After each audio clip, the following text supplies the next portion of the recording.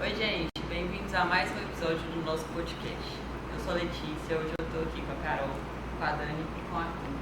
E a gente vai falar sobre o estudo que é o topo da pirâmide da evidência científica, a revisão sistemática com meta-análise. E para a gente falar sobre isso, a gente trouxe um artigo da Associação Brasileira de Cardiologia, publicado em 2023, comparando o efeito do HIIT e impressão arterial. Será que faz diferença mesmo? Hoje a gente vai falar um pouquinho sobre como esse estudo é feito, o que ele avalia e os métodos para a gente conseguir chegar a um resultado legal dessa pesquisa.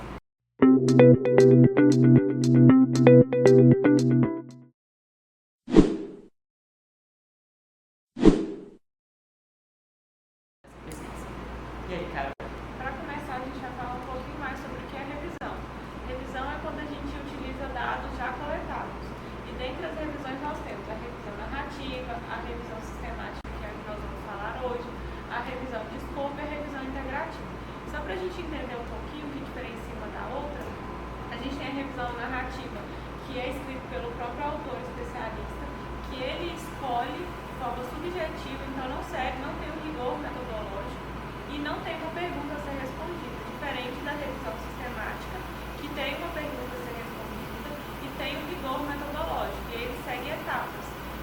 Uma das fases iniciais é necessário fazer um protocolo no banco de dados internacional para dar justamente confiabilidade para aquela pesquisa. A gente chama isso de prospera, a gente vai falar mais sobre isso.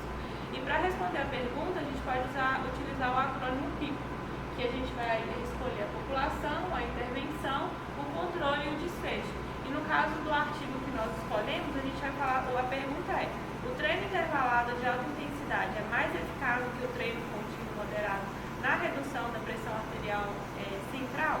E é isso que ele vai analisar durante todo o artigo. Igual a Carol falou sobre a revisão sistemática, né? A revisão sistemática ela vai basicamente escolher o estudo. E aí a gente entra com a meta-análise, que ela é a parte estatística, né, desse estudo.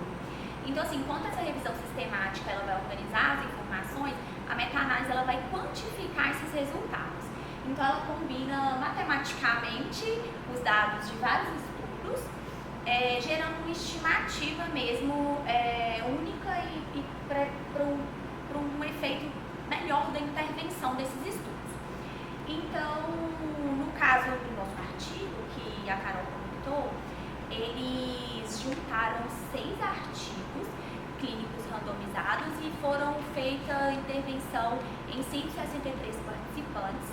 No caso, eles calcularam, né, a diferença média entre o HIIT e esse treino contínuo. Então, eles calcularam essa diferença entre os dois. No caso que o artigo deu, né, o desfecho, foi que o resultado mostrou que o HIIT, ele reduziu a pressão arterial sistólica central em 3,12 milímetros de mercúrio a mais do que o treino contínuo. Então, foi um resultado estatisticamente um resultado muito significativo, né? Então, a meta-análise, no caso, ela transforma essas pesquisas pequenas em uma grande evidência robusta. E aí, o meu amigo Arthur vai dar continuidade. Como os autores aplicaram esse método? Eles utilizaram o padrão ouro da revisão sistemática, que é o método PRISMA.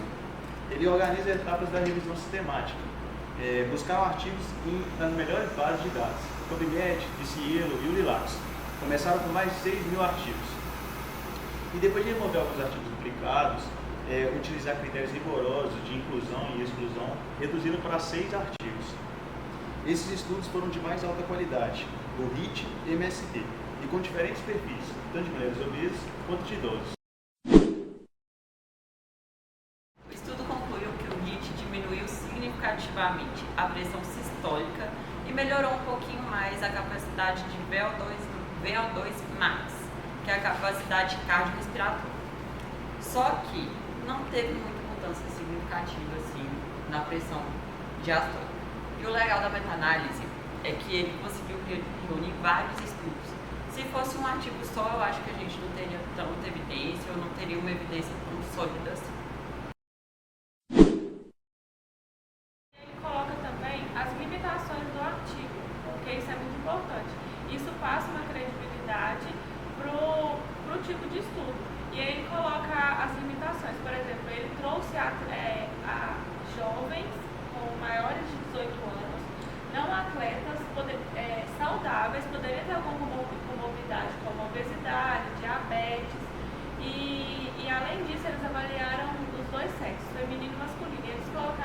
falei, de uma outra limitação, porque cada estudo estabeleceu um parâmetro do que era HIT e do que era MIT, a diferença de intensidade. Então, isso foi uma outra limitação. Isso é importante, igual eu falei, trazer, porque a gente traz os pontos fracos do estudo e isso passa uma confiabilidade maior, um rigor metodológico maior para aquele estudo. Então, o que dá para levar daqui, gente, é que a revisão sistemática com meta-análise, ela é um nível mais alto de evidência de medicina baseada em evidências. Então, porque no caso ela vai reunir e vai fazer uma análise crítica, né, desses artigos, e isso é muito bom para a nossa prática clínica. E é incrível ver esse método em algo tão cotidiano, quanto a prática de exercício físico. Mostra que a prática e a ciência estão conectadas. E no fim das contas, é isso que a gente precisa saber, gente. Antes da gente recomendar qualquer coisa para qualquer paciente, a gente precisa saber de onde e qual é a evidência desses estudos. E hoje a gente entendeu um pouquinho melhor sobre revisão sistemática com meta-análise. Esse artigo demonstrou como que ela é importante para a nossa prática médica. Deixa o like aí, o seu comentário e até o próximo vídeo. Tchau!